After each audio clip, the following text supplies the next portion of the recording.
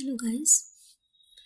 In this lecture, we are going to study about the different constituents of object-oriented analysis and design. So there are total 8 constituents objects. Okay, yeah.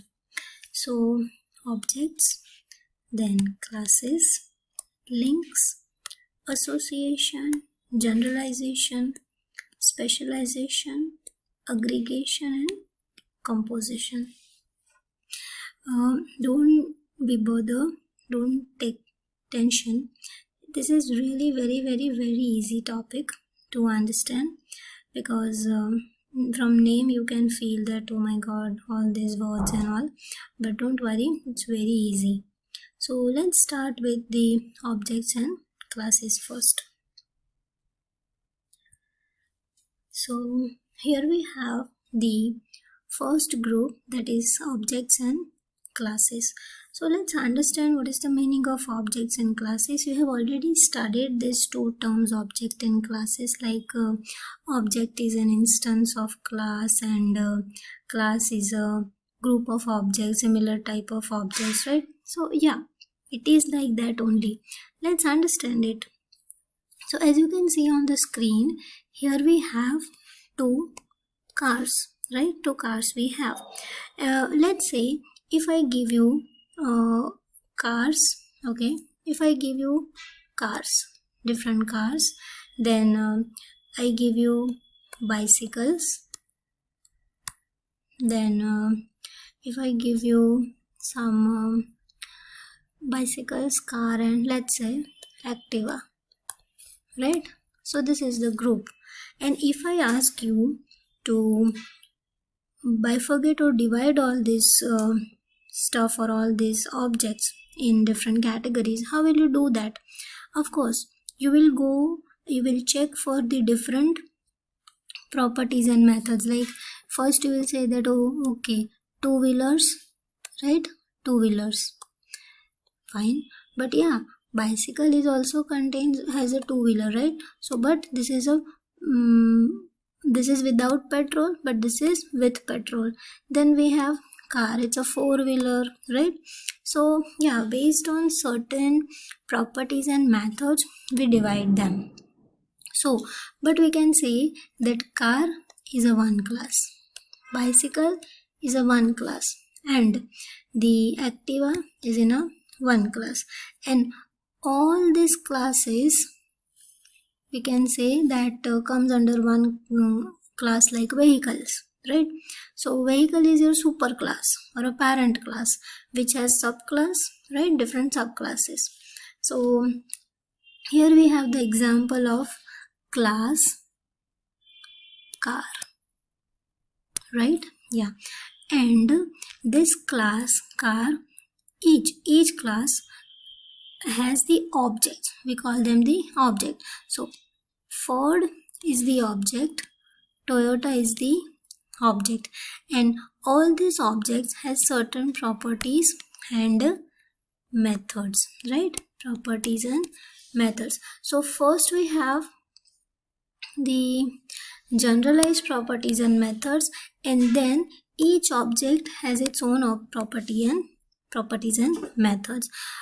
Let's understand this with another example.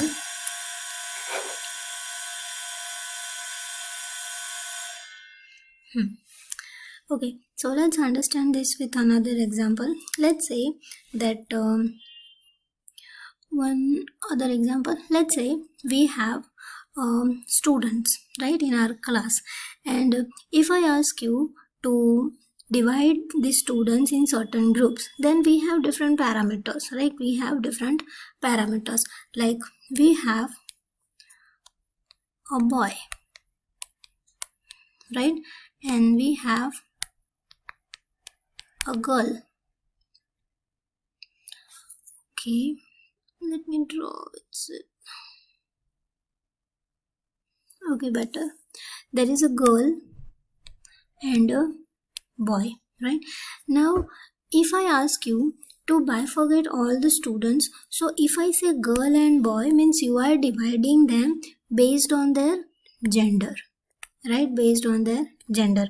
But if I ask you to divide them based on their marks, so in that case, again you will have different categories like marks between 10 to 20, then 20 to 30, then 30 to 40, like that, right?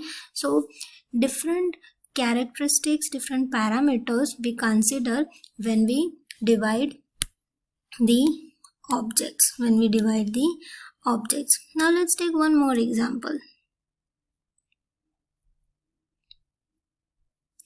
Okay, let's say that we are talking about the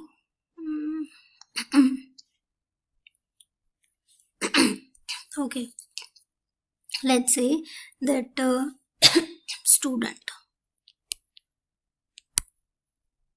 student is a class. So this is the class. This class contains many objects, like many objects. Student 1, student 2, student 3, student 4, and like that, right? So okay, class we have, objects we have, then properties. So all these have some properties, some fixed properties. Like what type of properties? Like each will have name. Yes. They will have date of birth. Yes. They all will have a height, right? Height, then marks. So all are their properties. Then what are the different methods? So all the students can speak. Yes. All can write. Yes. All can read. Yes. All can walk. Yes. Okay, perfect. So all these are the properties. So this is the class. This class has some common properties and methods, and based on that we divide the objects, whatever the objects we have. Now let's give the values. Like if I say the first S1 is your object, so okay, S1 will have some name. Yes, let's say the name is Jai. Okay, then the DOB, this property, it will have some value. The value can be, let's say 1, 2000. Then of course he'll have some height, right? Let's say 5 feet 3 inch. Then some marks. Okay, marks or grade, whatever, let's say 80%, right? And S2 will have name, DOB, all these properties it will have, yeah, but values would be different, right? Values would be different, maybe different, like name will be different, DOB, height, all the properties. And the method, okay, let's say the second name is Neha, for example. Okay, so Neha can speak. Yes. Neha can write. Yes. Read, walk. Jai can also do all these things, but the methods are same, but their intensity may be different. Like Jai is very slow, suppose. Okay, let's say Jai is very slow in writing, but Neha is very fast.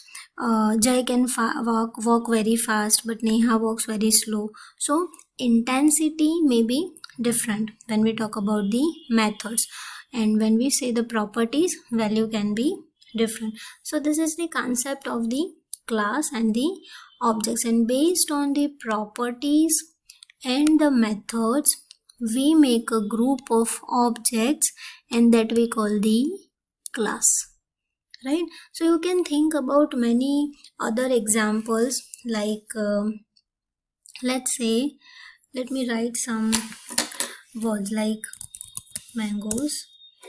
Okay,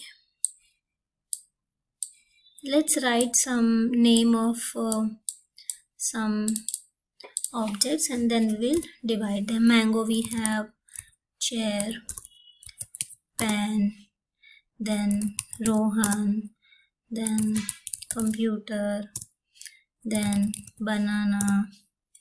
So I have all these objects. Now if I ask you to divide them or to prepare or a table, let's take one more example, then notebook, fine, okay. And now if I ask you to all these objects, right? Now if I ask you to divide them in a group, what will you do? You will check for certain properties and methods, like fruit. Then fruit we can eat, right? Fruit we can eat. So mangoes and banana, we'll put them in a one group, right? In a one, so that we call the class, fruit class.